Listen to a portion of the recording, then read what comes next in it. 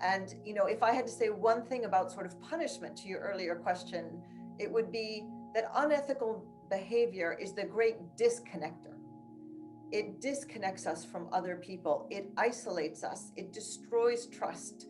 It destroys community. It destroys organizations. And so I'm constantly trying to get them to see humanity front and center. If we're talking about robots, humanity front and center. If we're talking about one of the more classic examples, car keys and a grandmother who's 90, you know, what are the human consequences? Hello, welcome to Cambridge Forum. Today coming to you live via Zoom. I'm Mary Stack, the director of Cambridge Forum, and today we are tackling a tricky question for us all. How do we choose to do the right thing? Has it ever been more complicated to make the right decision? Well, fortunately, today we are traversing these murky waters with a knowledgeable transatlantic expert on the subject of ethics. Susan Liautaud is coming to us from Palo Alto, California. Have I said that right, Susan? Liautaud, where she's teaching a new cutting-edge class at Stanford University on ethics for everyone. When she's not in the US, Susan serves as chair of the Board of Trustees for the London School of Economics, and she's founder of the non-profit platform, the Ethics Incubator. In addition to advising global corporations and NGOs on complex ethical matters, Susan is equally at home battling with her students at Stanford. She's just published a new book entitled The Power of Ethics: How to Make Good Choices in a Complicated World. And I'd like to welcome you, Susan.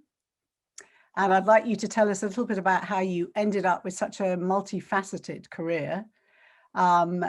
Is ethics popular today? And how do your students take to applying Socrates and Aristotle to everyday life decisions? So I'll let you have a little talk about that first. So Mary, thank you so much for having me. It's really a pleasure to be here.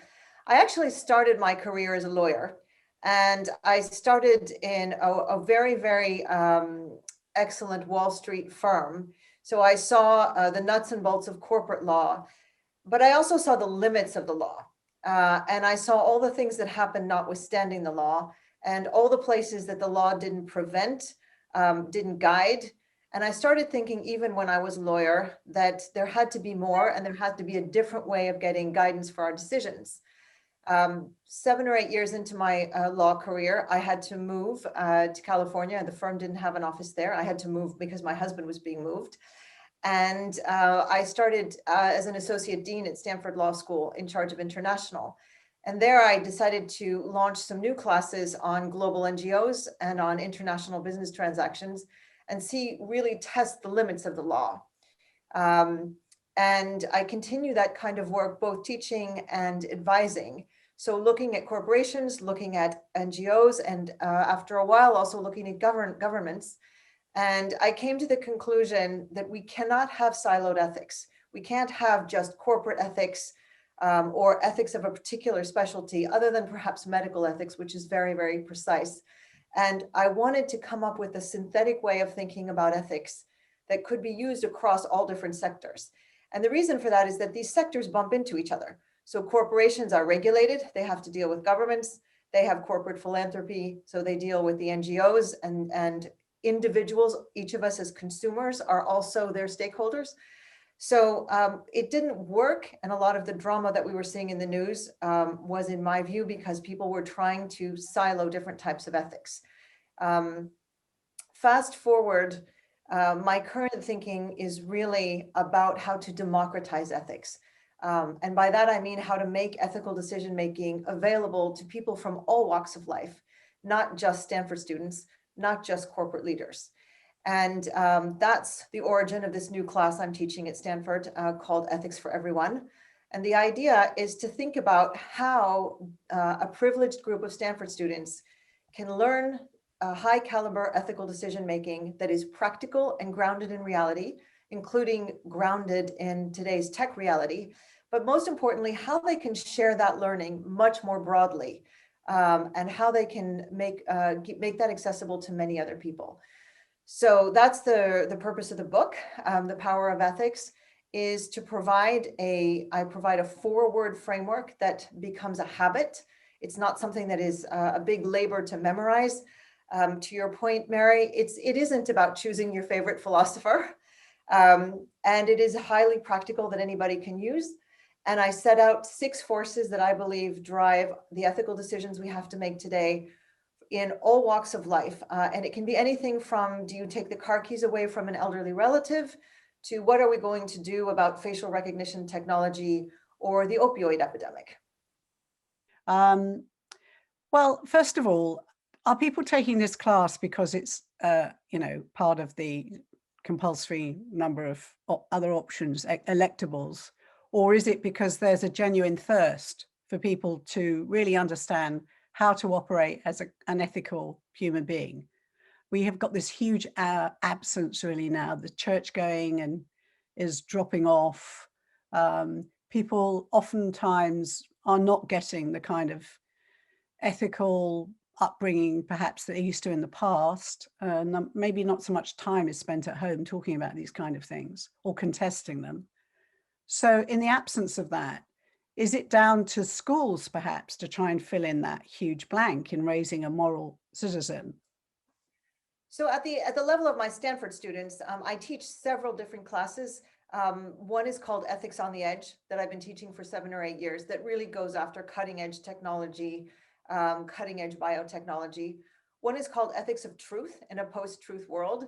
And that gets at all kinds of things from disinformation to gender identity and who gets to define our truth, to what happens when we disregard truth, what happens to our history, what happens to our memory.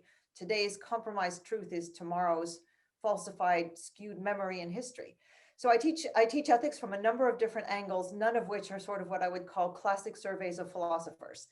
The Stanford students, there's a combination. I take students from all over the university, and they're interested in how ethics is going to affect their own lives personally, but also their careers. But more broadly, your question is so important, Mary, because in this mission for democratizing ethics, I want to start with 5-year-olds.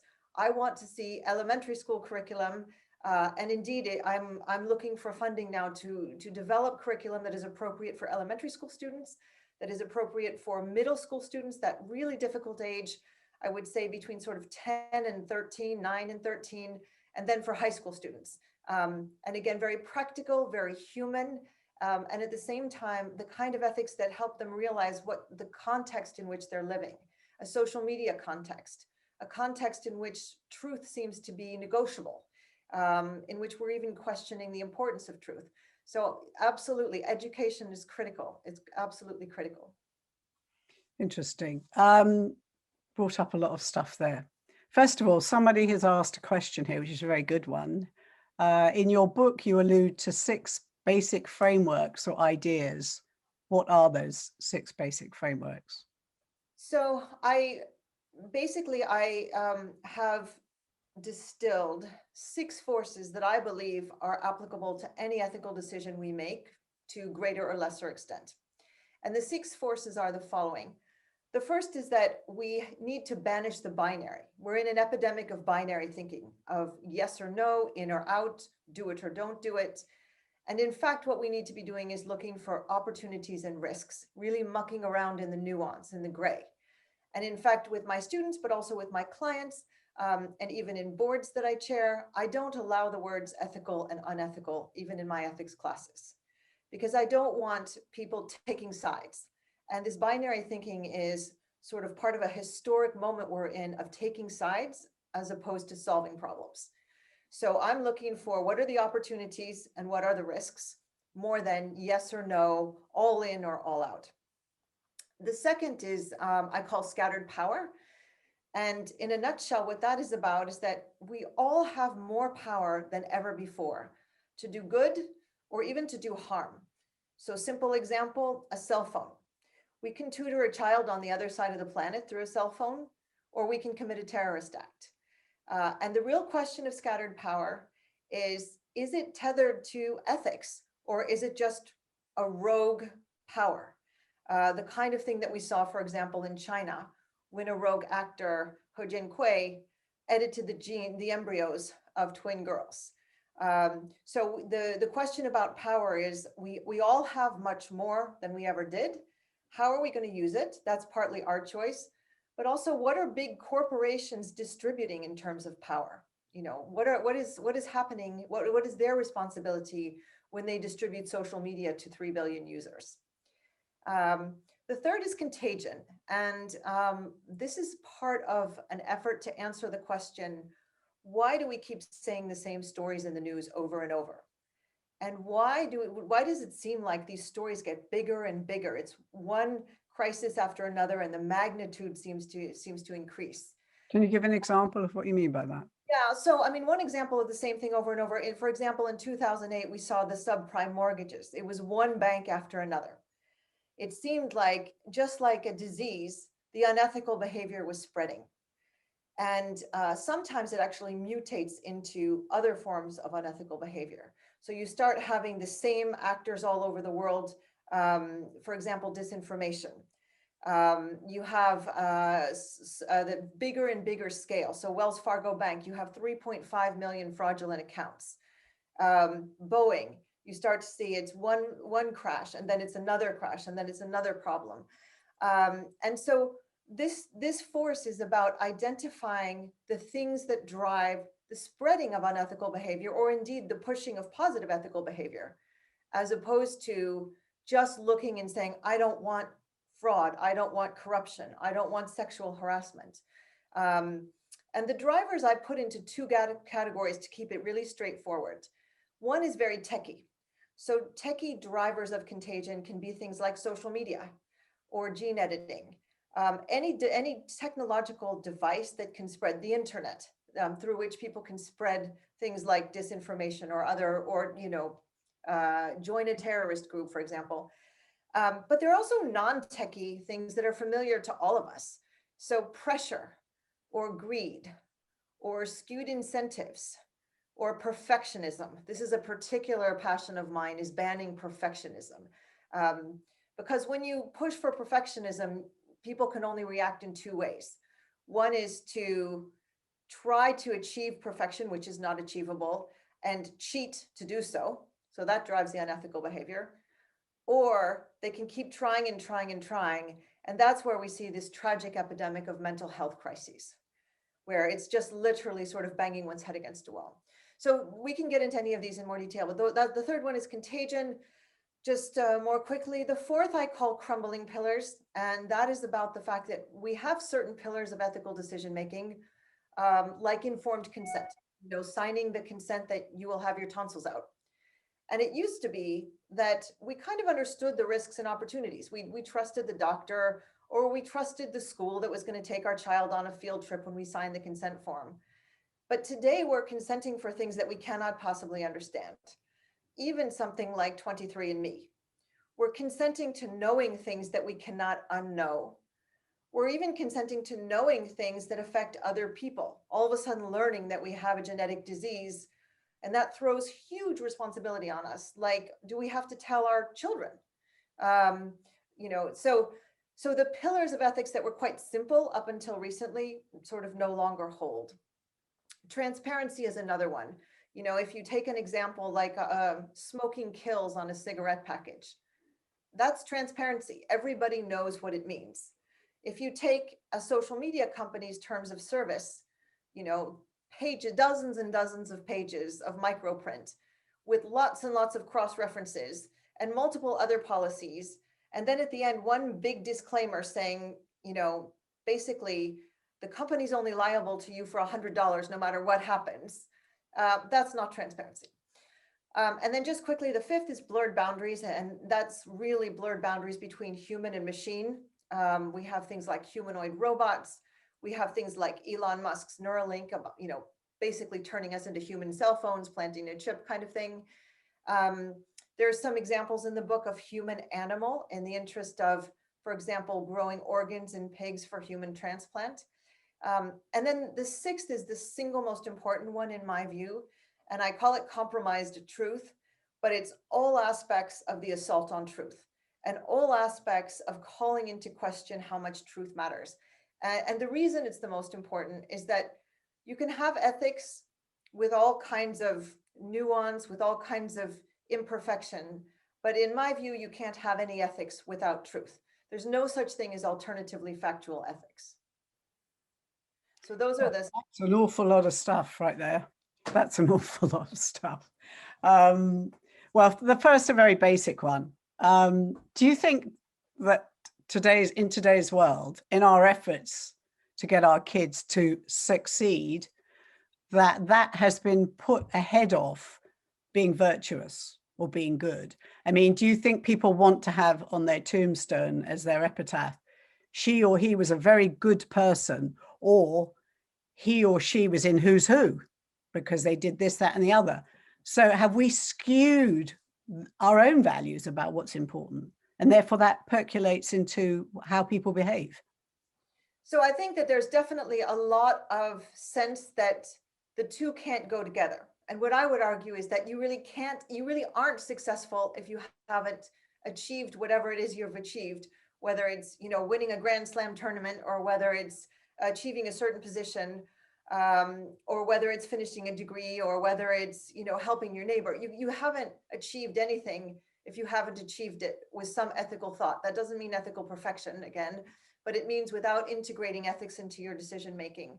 And I think we need to change the way, to your earlier point, change the way we educate, but also change the way we think about this as parents, as people who are maybe older and in a position to promote, and make sure. And when I work with corporations and NGOs and the like, I'm constantly integrating ethics into performance reviews, integrating ethics into hiring processes and the like. So hopefully it would be a combination of the two. But it would certainly be that if you've achieved something and sort of left the ethics in the gutter, and harmed a lot of people along the way, that's not really success. So it's pretty much down to your own individual agenda at the end of the day. It's how you got where you got. I think it's down to your own individual agenda, but it's also down to leaders and corporations and governments, and to drive that agenda, to say, you know what, we need to, part of our hiring process, for example, I work with corporations sometimes to do an ethics interview for a hire. So somebody has all the skills and somebody has gone through a process, and I'm going to poke and prod. And it's not a quiz like, what did Aristotle say? Or can you tell me what happened with the Enron case? It's really about things like, have you had a situation where you've had to really stand up when you had something to lose personally, where you had, have you had a situation where you've had to speak up? So I'm asking questions that are a bit more oblique, but I do think it's both. I think we have institutional responsibility to educate and to align incentives and make decisions so that other people come along. I think it's very difficult.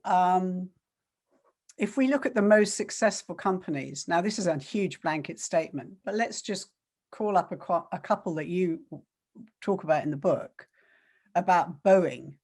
I mean, Boeing, as it would happen, had another couple of bad things happen this very week.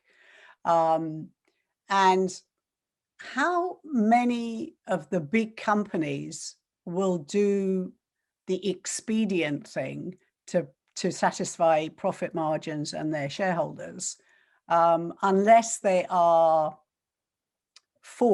mandated to do the right thing by regulations or whatever else? I mean, there's no way that we can know when we get on a jet that somebody's cut corners on the safety standards in that jet.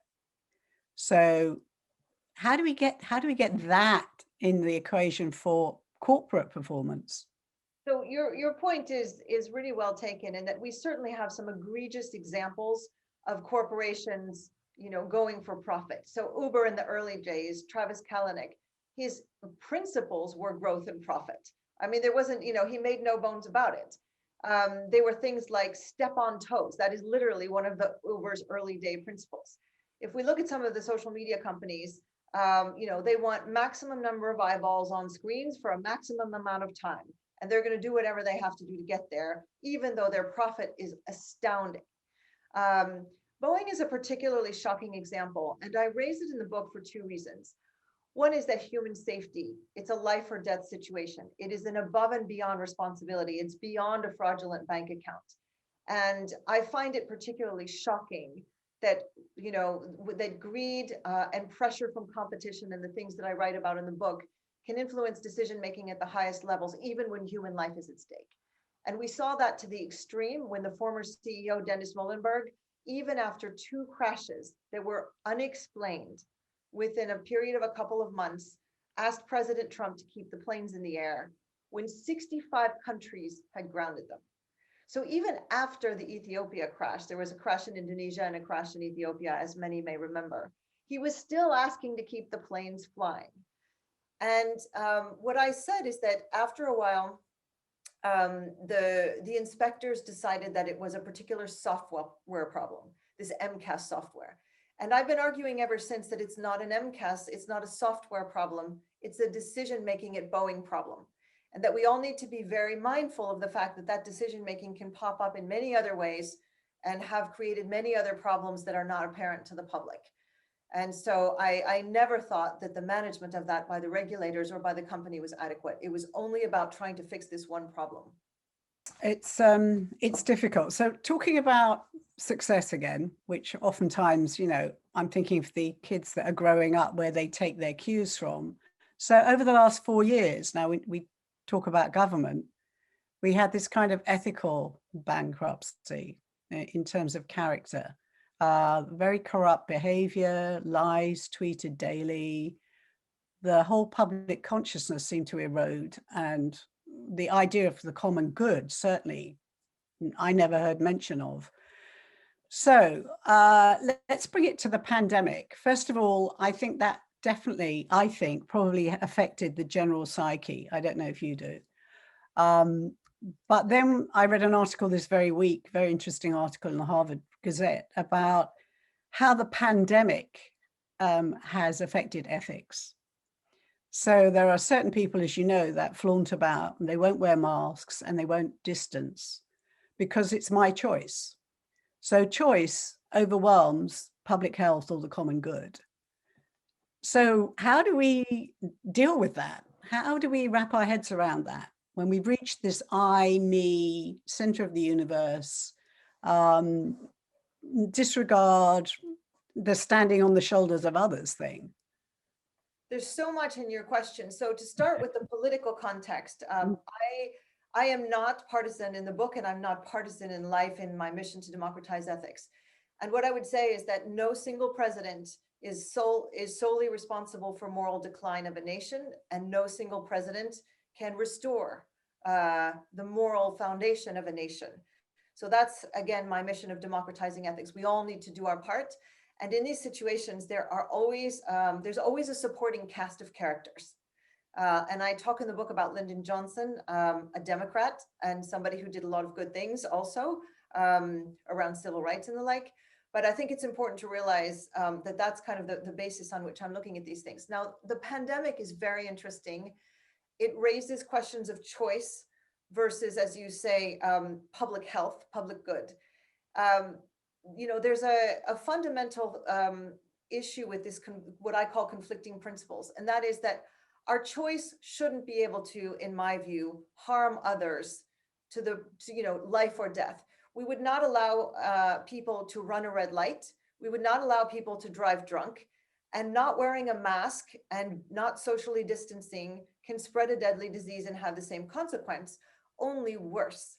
Because you might give that disease to someone who unwittingly, especially if they're asymptomatic, will go on and give it to many, many other people than would be harmed in, say, a tragic automobile accident. So the other thing is there was a wonderful photo in The Economist about a month or two ago, and I'm going to get this wrong, but there was a sort of people in the street and a placard saying something along the lines of, imagine if it were a member of your family. And I think what happens, and one of the things I try to tell my students, but also for example, last year, I actually had some of my students' parents come to office hours. I invited parents to office hours for the first time since everybody was home. And one of the things I talked about was, if you want a simple way of looking at this, put yourself in someone else's shoes. The classic and decide, would you like that to happen to you? And the number of news stories we see on networks of all kinds of, if only I had thought about it. If only, now that I'm in this position, I know, meaning now that I'm in the hospital watching somebody die of COVID or suffering.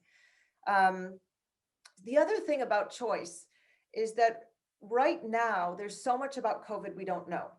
We don't know the long-term consequences of the disease. We don't know the terrible consequences of this so-called long COVID. So this choice to take the risk is a very uninformed choice because by definition, we don't know everything. But, Mary, we do know enough. We know that this is a potentially deadly disease. So it's been very tricky, and we've had to ask ourselves our own ethics. We've also had to ask ourselves, where should government come in? So in France, where I've just been for 6 months, masks are mandatory. Nobody's making any choices because it's mandatory. And I'm not arguing one way or the other, but I think, as you're saying, this disease has definitely thrown a number of ethical questions into the fore. Fascinating, the cultural aspect you've just raised about ethics and about what people are willing to do within certain countries. Obviously, we know the Asian countries are a lot more willing to undergo real quarantine and, are monitored, heavily monitored. Similarly, in England, you probably know, huge fines if you're caught in groups or having a rave up, massive amounts of fines. So it's actually enforced. Whereas here it's been very kind of wishy-washy. I agreed, each state has a different kind of view on these things.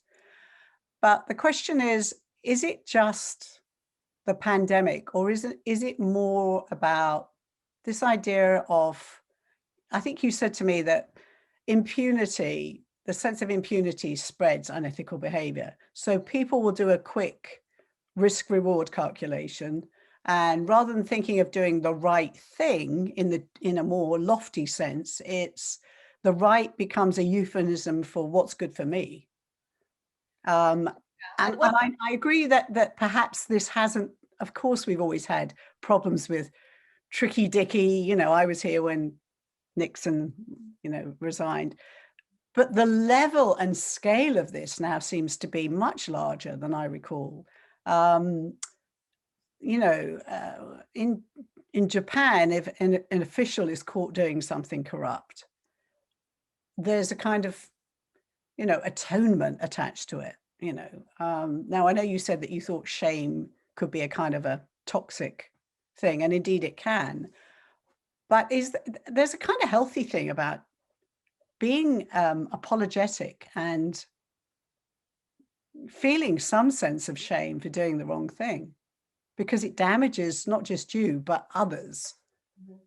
Well, so I do believe that blame and shame and finger pointing and calling people out as a general matter doesn't drive ethical behavior.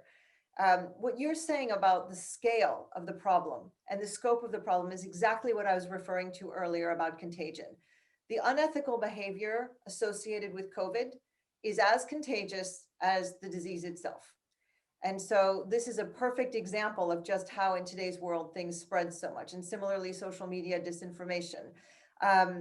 But I do agree that with your word apology, and I believe in ethical resilience and recovery. I believe that we all go off the rails, my hand up first. We make judgments that in hindsight don't look so great. We make judgments that in hindsight look fine, except for the fact that circumstances collided against us, and we've had, there was unexpected things happening. So we all need to be able to sort of stand back, and I'll start again with tell the truth. This is what happened. Resilience and recovery hinges on truth, just like ethics hinges on truth in the first order. Take responsibility. So that's your apology, and make a plan and say, this is how I'm going to act going forward. And I think on the basis of that, we give others a way to engage with us also. And I believe that ethical decision-making, the biggest sort of reward is that it connects us to other people. It builds trust. And it can build trust even in a recovery situation when we take it that way. But shame in the sense of, to come back to the UK, there was a minister in the UK that was encouraging people to call out their neighbors, to actually look for a neighbor who might have had an extra person or who might have gone out and put their mask on across the street instead of on their doorstep, and actually call it out, if not outright photograph it and report it and the like. That kind of thing I have no patience for whatsoever. That is not solving any societal issues or contributing to public health. So I want to ask people to start sending us some questions of their own about ethical dilemmas. I'm interested in what most people, or anybody really, wishes to tell us about the common ethical dilemmas that they confront today. And while we're waiting for that, and also what they feel the consequences for immoral behavior should be. Because usually if you're caught doing something and it's illegal and immoral, you end up paying some price for it. You don't just say, oh, that was too bad. Okay, I was going to ask about one of the other questions here. Okay, do you think that people are inherently good?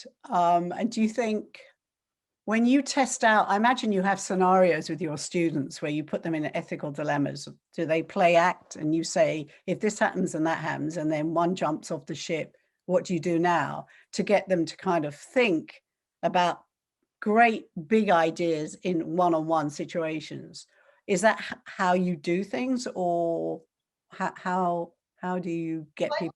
In a lot of different ways. I don't do the classic sort of trolley car things. I'm very interested in reality. And I tell my students that, you know, we can do ethics out of reality all we want. We can cherry pick convenient facts or convenient circumstances. We can curate our social media to have only the reality we like, but reality will always come back to bite. So I'm constantly saying, okay, today's reality is there is facial recognition technology. Today's reality is we have this particular situation in government, and this particular thing happened on January 6th. So I'm very much making them face reality. And in doing so, I'm also trying to give them an opportunity to learn about politics, to learn about technology, to learn about bioethics and things like that as well. But I do make them understand the very human consequences. And this is all I say to them, and this is my mantra, that ethical decision-making tethers us to our humanity. And, you know, if I had to say one thing about sort of punishment to your earlier question, it would be that unethical behavior is the great disconnector. It disconnects us from other people. It isolates us. It destroys trust. It destroys community. It destroys organizations. And so I'm constantly trying to get them to see humanity front and center. If we're talking about robots, humanity front and center. If we're talking about one of the more classic examples, car keys and a grandmother who's 90, you know, what are the human consequences? Somebody has just asked that very question in the chat box. Can you please talk more about how to sort out driving by an old person who is somewhat but not totally disabled? You know, it's such a wonderful question. I'll come clean and say that I face it myself. Discussions with my husband and siblings and all that. This is a real issue of, if we look at principles, it's a real issue of autonomy versus safety. And it's also a real issue of who's responsible. Do we just sort of look the other way and say the elderly person is an adult and they should be able to do what they want? Or do we, as younger adults who have a relationship with them somehow, it doesn't matter whether it's biological or not, do we have some responsibility? And where I come out on this is when I look at the potential consequences of a decision, I always ask, what are the consequences that are important and irreparable? And in a case like that, the consequences that are important and irreparable are that that person or an innocent person could be harmed, and or innocent people, and also we wouldn't want them to have to live with that. You know, it is a terrible thing to have to live with having harmed somebody else. So that's kind of the foundation. But there are practical ways through this because I'm just like all of you. I mean, we need actual, you know, action items here. So sometimes the situation is such that really we do have to take the car keys away. They're just, you know, they're just at a stage in life where they shouldn't be driving. Other times we have a situation where where we can say, okay, maybe they shouldn't drive at night. So it's not the binary thing again. It's not all or nothing. It's when and under what circumstances. So they don't drive at night. Maybe they don't drive on the highway. Maybe they don't have anybody else in the car. Maybe they, or maybe we find replacement options that may not be comfortable for elderly people, like Uber, if it's affordable, or a friend to drive them. So I try to be practical, but these are very difficult decisions. And in the end, that moment where we decide that safety is paramount and we just have to take the car keys away isn't going to be easy, but it's going to be perhaps the situation that allows us not to have any important or irreparable harm. I tried to have that conversation with a friend of mine in California whose mother had totaled 3 cars in a row, and had great explanations for why that occurred. And he just kept saying, oh, it's her only freedom, it's her only. And I just didn't know what to say. With the potential, I think three crashes is pretty much evidence that it's time. Yeah. And let me just say one more thing, which is that when we're looking at risks and opportunities, there are times when the opportunities are so great that we might be willing to take a risk. So for example, we wouldn't want to eliminate social media. We wouldn't want to eliminate gene editing that can help cure cancer and Huntington's disease, right? Even though there are potentially some risks. In this case, there are alternatives. It may not be as comfortable. It may not be the same level of independence, but the person can get from point A to point B in most cases, one way or another, without potential harm. Good point. Somebody has put a comment in, Catherine, about the comment about neighbors tittle-tattling on each other. And she said it reminds me of what the Nazis encouraged. I felt that when you were saying it. And then the second thought I had was... I love that comment. That's such a wise reference to... Yeah, it's a very good one. The only problem is if someone was having a rave up, and when I mean, 50 or 100 people having a house party, I think I would be tempted to call the police on that. I consider that to be a huge public health issue. Yeah, I would agree with that. And in fact, there are always, extenuating circumstances. And I think that is definitely one of them, particularly because we know the vast consequences of that. Yeah, massive. Okay, Shelby has said,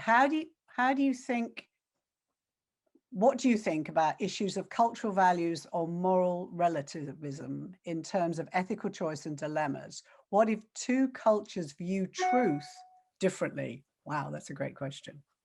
It is a phenomenal question, and thank you for that. Let me start generally with culture. There's no way to extricate ethics from culture in general. So I'll give you a concrete example.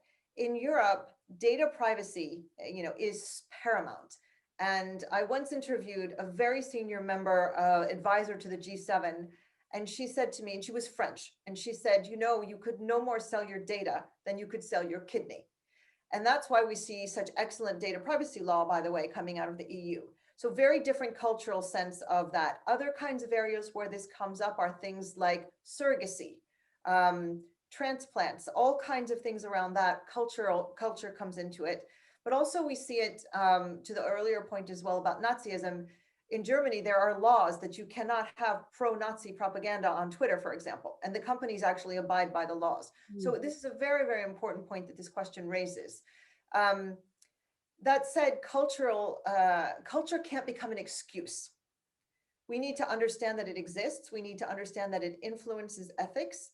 But in a global world in particular, but even within a culture, we can't just say, well, that's just the way it is. That's just the way, American people are, or that's just the way X people are. And so it's okay. Culture is not an excuse.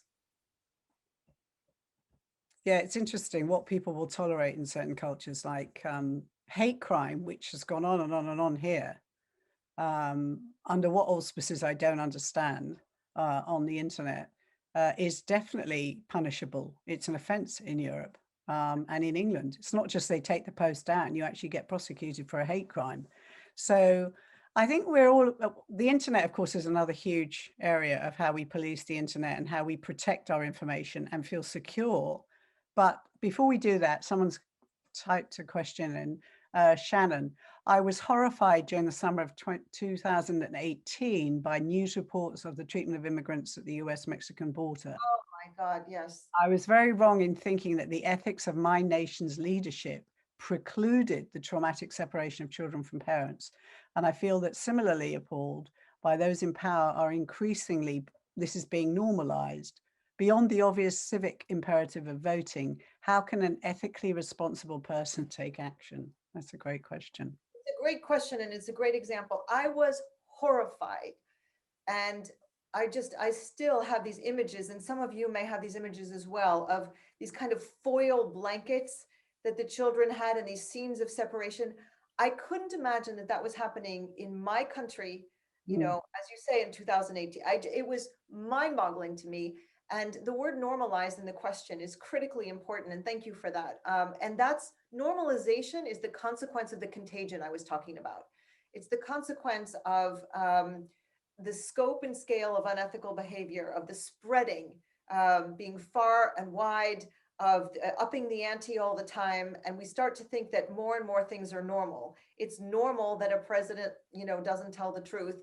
It's normal that we see this kind of behavior and that nobody's, you know, actually shutting it down. I also love the reference in the question to voting. And I write in the book, and I've written an op-ed about integrating ethics into voting. So it's very, very important. But you know, we were talking earlier before the show with Mary about protests. One of the things, and it sounds perhaps mundane, but we do have a lot of free speech in this country, and we can use social media for the good. And we need to get out there and speak up and just say, you know, this is absolutely unacceptable. But it's very, very difficult because as individuals, we don't have that much control over what happens at a specific place in the border. But we certainly can see the benefit of some of the positive contagion. So Black Lives Matter, or Malala Yousafzai, you know, the youngest Nobel laureate, who has spread support for girls' education all around the world. And I really believe that the positive contagion is necessary and possible. I am an ethics optimist, but we have to be proactive. You know, there's no such thing as neutral in ethics. And many of us have read Ibram X. Kendi, There's No Such Thing as Neutral with Racism. Well, my pitch, borrowing from his wonderful phrase, is there's no such thing as neutral in ethics. So we can start with speaking up. We can start with supporting organizations that are going to support better immigration. But it's not an easy problem, and it's a critical one.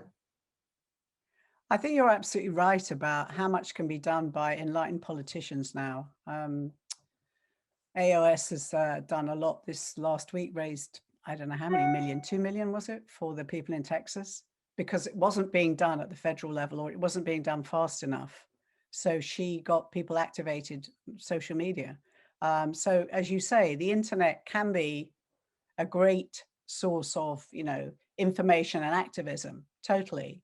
The problem is it seems to be a super highway for all sorts of unethical behavior. And you can have identity theft. Unquestionably, terrorism. Oh, yeah, terrorism, harvesting our information, selling our information. Black market organs. I mean, there's countless, yes. So is it too late, do you think, in terms of, you talked about the safeguards that we have in France, which are marvelous, and some other parts of the world. Is it too late? Has the horse left the stable in this country in terms of trying to fix something that should have been regulated right at the beginning? So the internet isn't something that the US can regulate alone. And the challenge of the internet, and indeed the challenge of many of the technologies today that are borderless, is that no one nation can regulate and no one's ethics can control. So we have this unprecedented question of global ethics. And I'm saying global ethics and not global regulation, because I don't believe global regulation is ever going to happen. In a lot of ways, the horse has left the barn.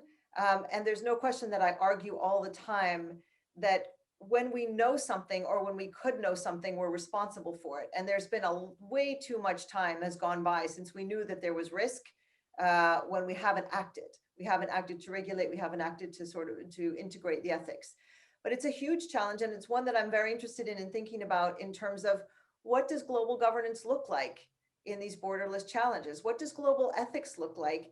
And indeed, what does my, again, back to my personal mission of democratization of ethics, I don't mean that to be an American concept.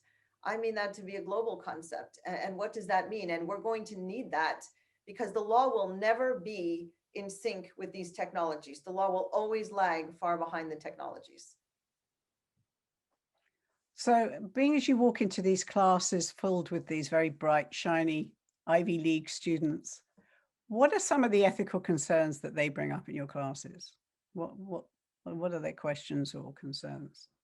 Some of them are very, very human. They're family questions. I had a student whose father was living out of his car during COVID because he was a bartender and he lost his job. And so when I did office hours with the students, I literally was communicating with this gentleman from his cell phone in the car where he was, that was also his home. Some of them are big tech questions, the things like we're talking about, the internet. Some of them are questions like immigration, and certainly, some are specific depending on, on the area of specialty of the students. But I think the cut to the core human questions, people dying of COVID, immigration, these are the things that really, really, resonate in terms of what I was saying earlier about the importance of tethering our decision-making to ethics as a way that we stay tethered to our humanity. So they're really focused on those. And then just as a matter of interest, they're interested in the very, very cutting edge tech as well. They're also interested in questions of gender identity, racism. We deal with all these subjects, and especially in my truth class.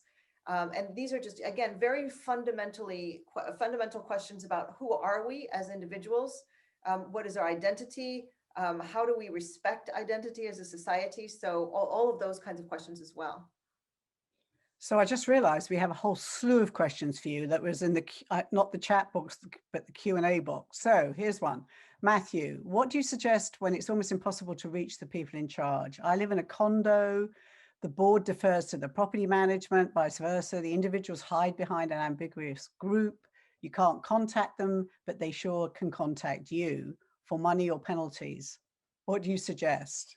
Oh dear. Well, I suggest you're not alone. We all have these situations where everybody in the world is reachable via anything from Facebook to LinkedIn to, literally shouting from the rooftops, except property managers. So somehow they seem to have, shells on top of shells on top of shells, and nobody's discovered email in that industry. So I have to say, I'm very, very sympathetic.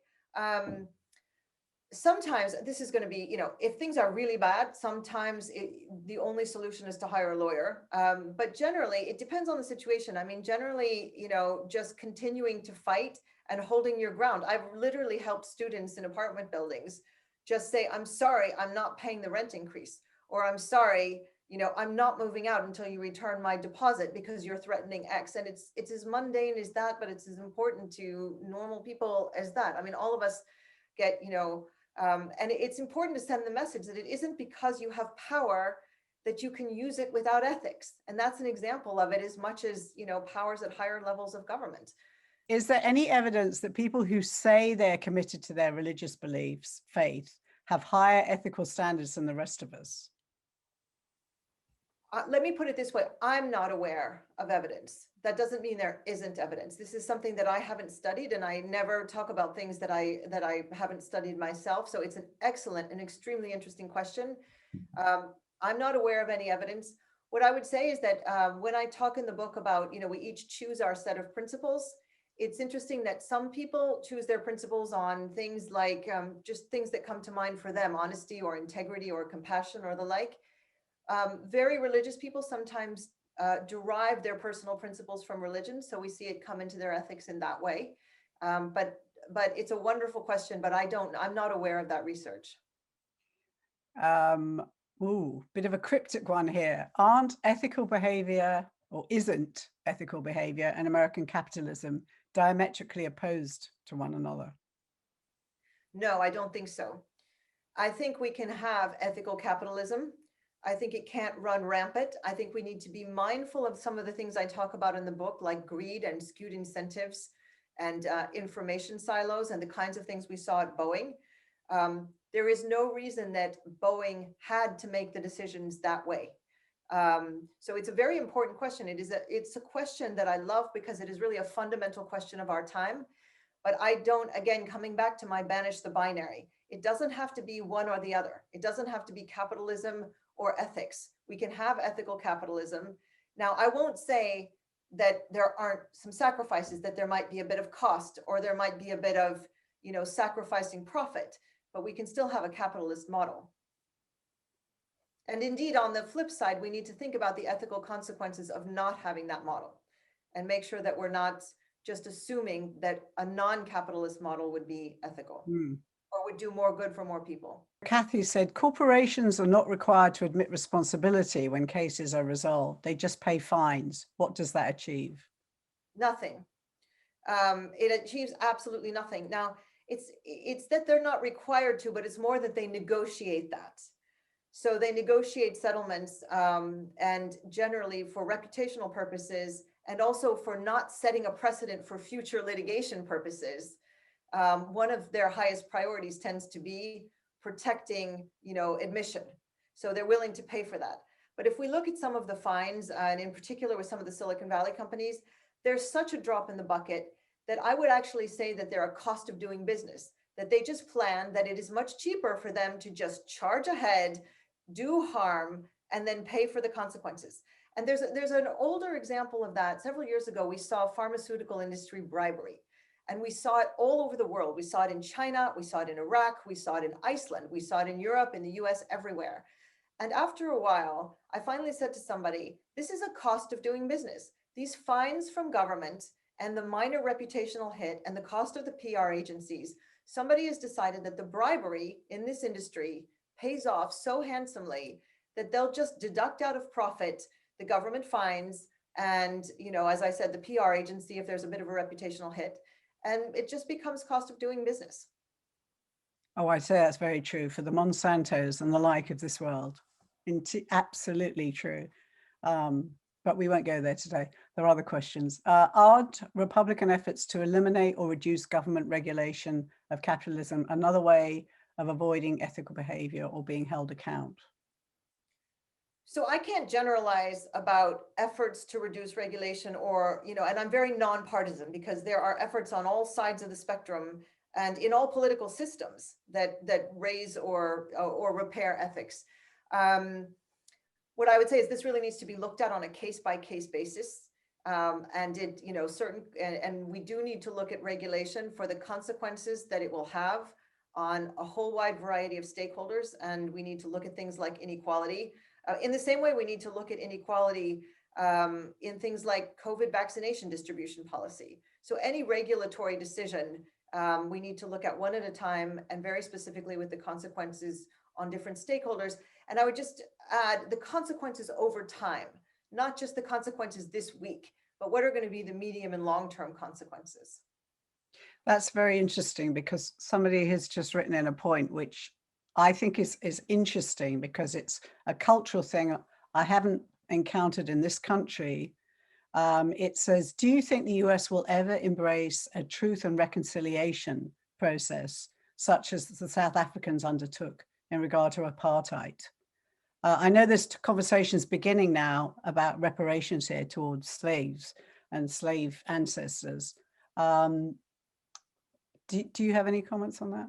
I think it's a wonderful question. And it's a wonderful question. And we have so much to continue to think about and to continue to learn.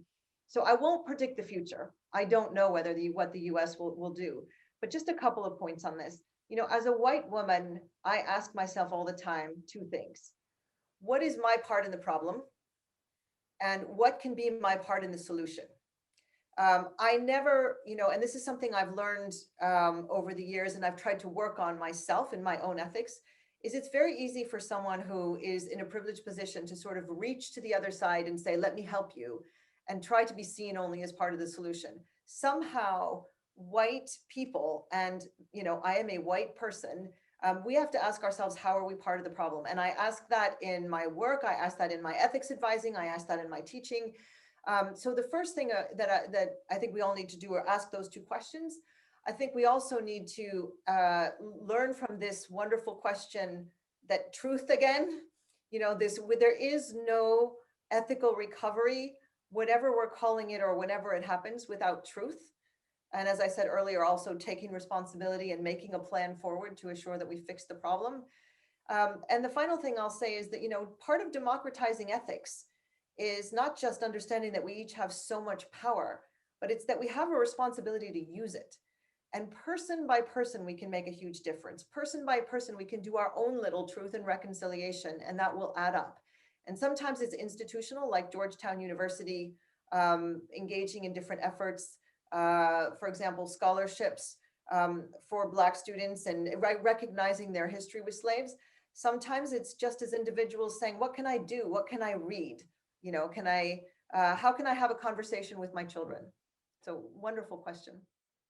Someone's just said this was a superb talk on a very critical topic. Thanks for coming. We need another hour, if not a seminar. So I must ask you before we go off air, if there's any suggestions of books people can, other than your own, of course, that people could maybe explore to kind of give themselves a little more ammunition in terms of understanding this, how they deal with the gray areas that we all have to navigate. I think that's a very interesting thing. I think we all were a lot more sure of things when we were younger. I remember I had absolutely certain about everything when I was about 21. This was this and this was that. And then as I got older, I realized there was an awful lot of this stuff in between, more of that than there was of the others. We're all very wise as teenagers. So my answer to this really interesting question may surprise you a little bit. A lot of the straight up ethics books are very much about do this and don't do that. And so to be honest, I don't recommend some of them because my point is not to tell anyone else what to do.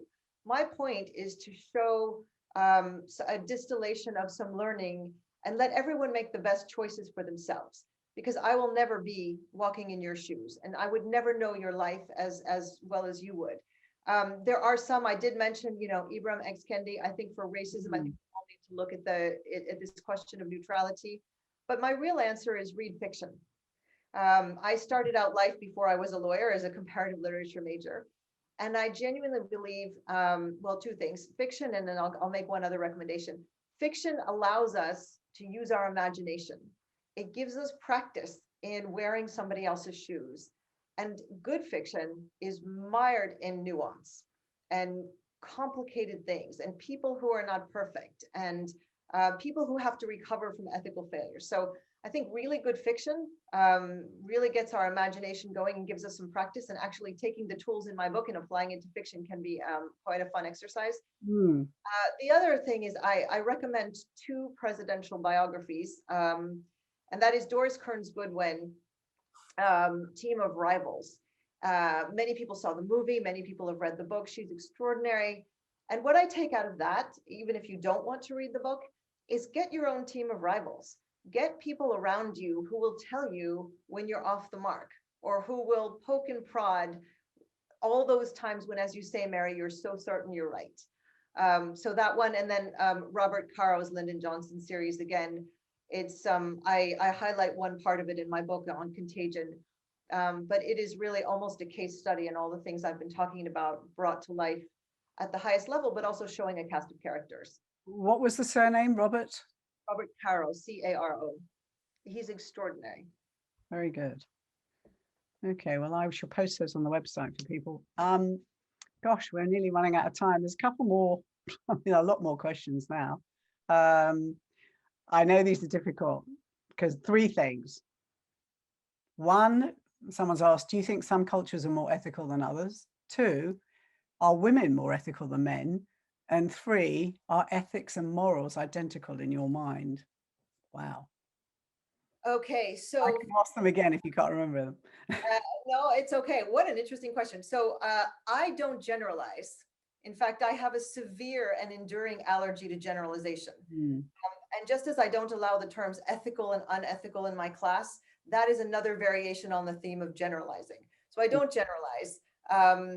I think this is very much about ethical decisions. And I say, we're only, even each of us, we're not sort of intrinsically good or bad. We're only as ethical as our last decision. This comes down to choices for me. This question of ethics and morality, it's like if you look up the definition of truth or post-truth, what you'll see is what your third grade teacher told you should never do, which is define a term using it. So when you look at all the dictionary definitions of ethics, it talks about morality, and you look at the definitions of morality, they talk about ethics, and I just sort of don't really worry about it, to be honest. I think I'm interested in behavior, so ethics tends to focus more on behavior. But it's a really good question, because I was looking this up earlier because morals seems to be about good and bad, or right and wrong, and ethics is more or maybe it was either or. I was looking at the two differences. You could be ethical without talking about morality. Well, first of all, I genuinely did this search looking at a whole bunch of reputable dictionaries, and it really is an exercise in, not doing, what your third grade teachers told you you're supposed to do. But yes, I think the ethics part of it is more about behavior, and I include in behavior decision making, and my personal focus is on how we make good, good decisions, good choices. Okay, I think we've covered tremendous number of things. Yes, I don't think we can answer any more questions because we've taken an hour of your time. You probably have a class to teach. So I'm going to thank everybody that took part today. There was about 60 people that joined us, which is lovely. And I hope they were from all over the world. That would be even wonderful, more wonderful. Thank you, Mary, also to say it is such an honor. And I am so honored that all of you joined. Your questions were extraordinary. I can also take questions at some other time or offline or whatever. And so I just want to say what an honor it's been for me, Mary. Thank you, everybody, for joining us, but particularly thank you, Susan, for making the time. This was a really interesting discussion, gave us all food for thought. Really my honor. Take care. Thank you.